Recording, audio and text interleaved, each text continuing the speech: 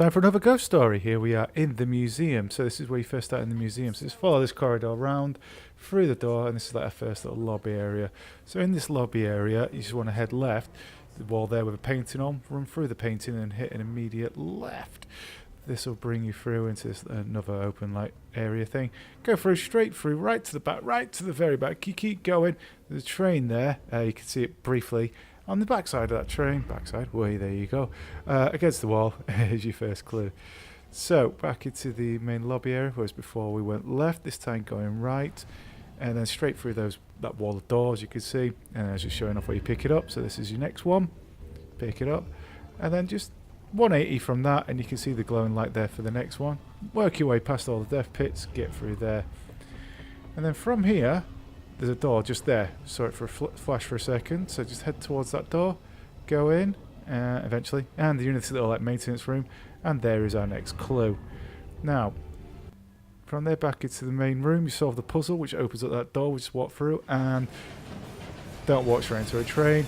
Kind of shit yourself on that. Speaking of shitting yourself, go in there, it's a toilet, clean yourself up, and there's your next clue. So once you pick that up, you've now got to walk down the train line. So a bit of the zoom, going across all the way, and hop in, and there's your next one right at your feet. You just land there, just hit my head on the microphone again. Hey, how are you doing? Now what you want you to do is once you pick this up eventually, just head right the way down to the end of that section, go up to some stairs, at the top of the stairs, corridor, heading through those doors, go to this room, just hang a left, and then there's our next clue. Nice, easy. Let's do 180 from there, walk to the far end of the room, and look at this. There's one there, but this game is just being generous in this section. There's your next one, right there.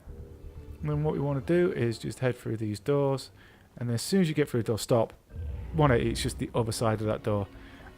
So then, back up here, heading through some more doors, up some more stairs even, top of the stairs, rounding. There we go, there's our next one. Then go the menu where you're meant to go. And then there's another central central room area. Just turn left, run all the way left, and you come through into this section. From here, again, just turn left, and then you're in the top of the corridor there. Do 180 on yourself. You run through into this refectory area. And there's another one for you. They're all kind of like really close. I like this part. And then back in the main section, second main section, one there you pick up. Then once that's done, you're now exiting the museum, heading back to the train lines, and there we go. There is your final one. And that is this ghost story for the museum. So let's sit back, cue it up, and have a spooky tale. My husband and I stepped off the platform and onto the giant hissing locomotive. I remember looking back at our small town and thinking of all the happy memories we made there. But I was excited to start our new life in Salem. I must have dozed off because I was startled awake by the sound of screeching metal. And as the train came to a halt, all I could hear was the torrential rain pelting against the roof. I looked out the window. There was only darkness. Then came the brightest flash of lightning I had ever seen.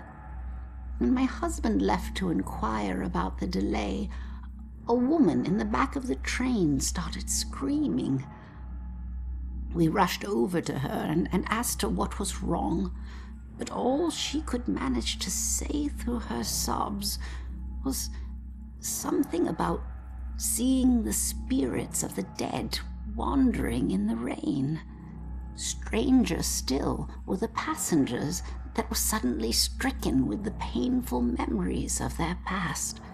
It was at this point that I became truly terrified, so I set out to find Joe. When I reached the cab and still hadn't found him, I was worried. I looked out the front window and saw the train's conductor laboring to move a downed tree from the tracks. And there was Joe, walking up to help. However,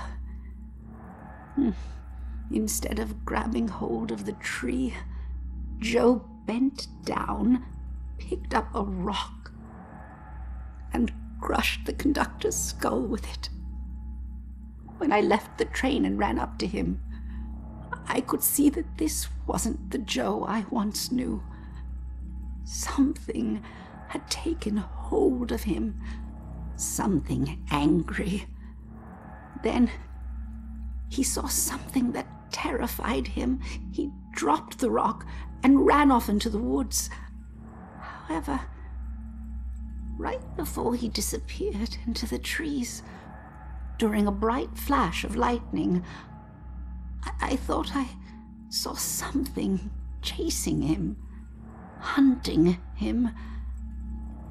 I can only describe it as a ghostly spectre, cloaked in black. But more likely than not, it was just a shadow. The authorities spent days combing the woods for Joe, but he never turned up. I tried to go back home, but the memories were too painful. Some nights I lie in bed, tortured by the thoughts of what our life could have been if we had never stepped onto that train.